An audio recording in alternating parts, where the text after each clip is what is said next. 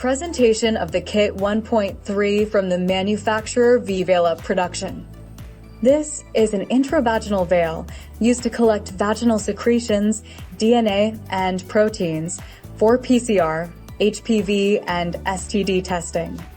Kit 1.3 is packaged in an eco-friendly transport envelope that includes instructions for use in English, the intravaginal veil V-Veil UP2, the transport tube UP2 Retrofitter.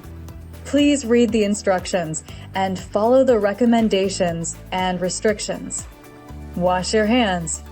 Open the plastic bag by hand to take the intravaginal veil V-Veil UP2 by the end of the notched plastic applicator.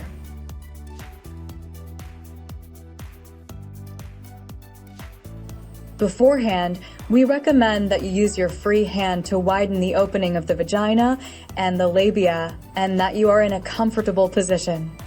Introduce the V-Veil UP2 device into the vagina. This step should be painless. As soon as you feel that the tip of the device is at the bottom of the vagina, here on this video shown touching the uterus. At this point, you can gently and freely remove only the plastic applicator, and the intravaginal veil V-Veil UP2 will remain in the vagina for 2 minutes. The end of the intravaginal veil V-Veil UP2 will be visible outside the vagina so that it can be removed afterwards.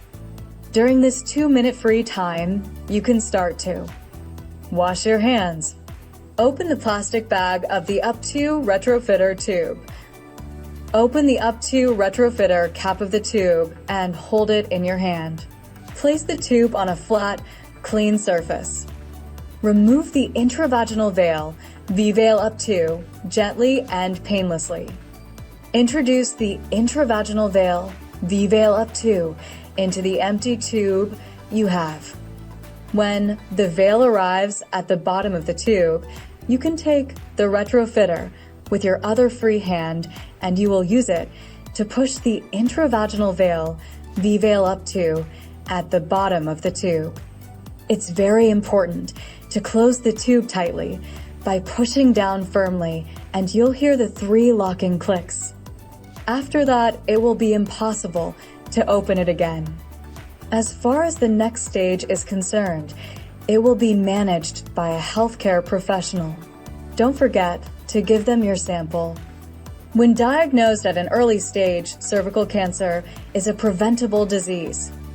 Don't forget that there's also vaccination, and that even with vaccination, you still need to undergo regular screening according to your doctor's recommendations.